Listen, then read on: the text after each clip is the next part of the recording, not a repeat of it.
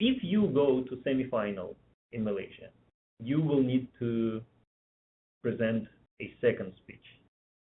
Right. Is that right? Correct. And I've heard your second speech as well. So can you brief us into your second speech? How the idea came, where the idea came from? How did you select the topic for your second speech? And how is that second speech now progressing? So the idea of doing a second speech was a little daunting for me. I kind of felt that for whatever reason, the first speech did well, and I didn't want to become an 80s rock band of a one-hit wonder. And I wanted to come up with a different speech. And one of the things that I've heard a lot with my first speech was that people like that it's very authentic, that it's very real, that it's just a real guy talking about a real thing of a yard sale. So what I wanted to do with the second speech was to grab a topic that was also very authentic and very real. And for me, the best way to do that was to talk about something that is very much me. It's happening to me, it's in my life, so that I can come across as authentically talking about it. And that topic ended up being essentially the process of breaking up from a long-term marriage, and subsequently, a time later, starting online dating. So the second speech basically deals with that, is the breakup and losing love, and realizing that love is not something to be taken for granted. Online dating is kind of like the fun part of the speech, where I kind of talk a bit about the world of online dating and kind of the experiences you kind of get in here. And again, ending a bit more on this theme of, be careful not to take love for granted when you're in these long-term relationships. That these are things that be treasured, and you don't want to lose them, and that sort of thing. So again, it was an issue of trying to find something that was very relevant to today, which is online dating. So it's very current and very authentic, so that people would be able to feel that I'm speaking from the heart and from something that actually is happening to me. Mm-hmm.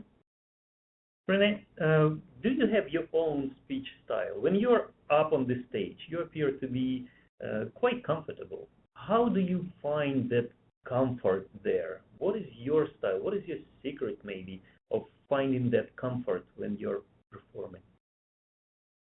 I'd have to say that I've always somewhat enjoyed being up in front of people. I do a lot of the master of ceremonies at family functions, weddings, anniversaries, and such. So I am kind of just this person who just loves to get up and talk, even at work. In regards to the style of the speeches, again, it's trying to have a style that's very much casual and just talk to the audience and tell them a story, as opposed to me trying to preach to people, because I don't feel I have the experience or anything to preach to people and try to tell them what to do. The style is about really trying to speak about common day activities and trying to attach them to something. Both the speeches invoke a style which is, when the first sentence that comes out of my mouth, I want to grab attention. And that's always been a big part of these speeches, is what can I say in my first sentence that makes everybody just stop and look at me. So with the yard sale, it's about bringing this box on stage, carrying this box, this simple shoe box on stage, and telling people, I want to show them what's in the box. And everybody tends to just look at you like, this is different. I want to know what's in the box. The second speech has a very dramatic, I think, first sentence, which is literally just saying, a year ago, my wife of 20 years left me for another man. And I see the faces. I see people just, their faces go, oh, like, oh my goodness. And they think it's going to be, oh my gosh, this is going to be a heavy speech, but it's a big statement to make to grab attention. Mm-hmm. So that's kind of what I've been working with on these two. Very interesting. Very interesting. I want to tie it back to Toastmasters. So what is Toastmasters for you? Toastmasters for me is about taking something that I obviously have loved for a long time, which is speaking in front of people, and allowing me or teaching me a bit more of the art and the skill and the technique behind it, so that I can do a better job and not be a bit more professional about it, be a bit more organized, be a bit more classy about it, as opposed to just going up and winging it and being all about the laughs. So the whole idea of trying to organize speeches now and try to use things like your vocal variety and how to use your stage presence, these are all new concepts that I'm trying to embrace and to understand really the art of speaking, so that I can just be a better speaker overall. My work allows me to speak in front of clients a fair bit, so it is definitely something that is like on my development plan, even just for work, to become a better speaker, so that I can be better in front of clients and larger clients and that sort of thing. So it's partially that, and it's partially just pure enjoyment. Mm-hmm. So I'm sure there are people who are sitting right now on the fence pretty much. They visited the club once or twice. They have some idea about what Toastmasters program is about, but they're not sure if that's for them. For those who have not yet made up their mind, what would you suggest? Certainly the more unsure you are, the more you should just continue to visit clubs. I think people need to see that it is how supportive the environment is. So I think people need to see, not just one meeting and maybe they caught a fluky meeting. They need to understand that when they come to meetings, it's an extremely supportive environment, and everybody is there to help each other. And everybody has started in the exact same spot of coming to a first meeting and being terrified to speak.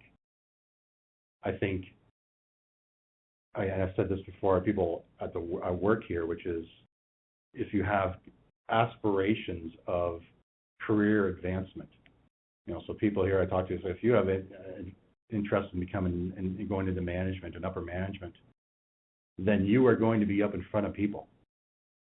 So if your career path or anything you want to do, you think that you will be up in front of people, I think the idea to proactively get those skills and get that fear out of the way instead of waiting for that day to happen is a very good thing for someone to consider doing. Because otherwise, that first time you got to get up in front of a large audience, you're going to have a hard time. So, but I think Toastmasters is unique in that of the supporting environment that it gives you. So even when you speak, when you get an evaluation done, it's always focused on, the good and the development. And everybody needs to hear development, because everybody needs to hear, and to grow needs to hear where can they evolve. Thank you. We have one online question so far from Michael Proudlow. He wants to know why you joined Toastmasters, anything other than improve communication and leadership skills.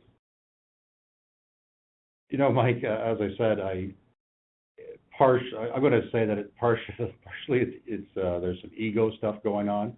Again, I love speaking in front of people, so it was just another opportunity to get up in front of people, which is maybe more of how it started than on the skills part.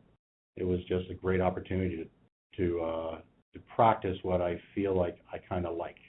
I thought in the past, I've had this odd fleeting thoughts every now in the past of saying, gee, I would love to be a speaker and go around and speak to people. When Toastmasters came around, I thought, okay, well, if at all that dream ever were to come to fruition, if you ever decided to pursue it, then obviously this opportunity would be a great way to step up on that. So it definitely in the beginning was I just want to talk in front of people. But it didn't take long after my icebreaker. It didn't take long to say, okay, so when you get to the second project, and the icebreaker is just get up and talk your first speech. After that, it's about, okay, now you start to learn skills, and then all of a sudden every speech becomes a little bit of a challenge. You say, oh, okay, I got to do a speech where I got to show some body language. So, how much fun can I have creating a speech where I'm going to move my body around? So it's fun, and you find yourself having a lot of fun tackling the challenges that you kind of have to put in front of you to complete your CC. How did you learn about Toastmasters? Did you hear the word itself before joining, or it was just Toastmasters? I honestly did not know about it. So maybe that means an isolated life. But I did not know about it until I heard it was advertised here, and then and just the whatever, the marketing brochure, whatever it is that we had put out, talked about speaking, and that's when I said, okay, I'll look into that. And that's when I started doing a little bit of research and Googling Toastmasters and what it was all about. But to be honest, before that, I had no idea. Mm-hmm. I had no idea that an organization like this existed, or else I might have looked into it earlier. Well, Rene, time is coming to the end. Thank you Wow. so much for this interview. I'm sure you will represent District 86 very well in Kuala Lumpur. I will do what I can. Absolutely. We need that trophy here in Toronto. So. That's a lofty goal, but I continue to work, and I'm putting whatever effort I can to make it happen. If it happens, that would be unbelievable. Thanks. And me personally, for sure, I am looking forward to that speech number 10 about your trip to Kuala Lumpur. Right. All right. Have a safe trip. Thank you very much. Bye. Bye.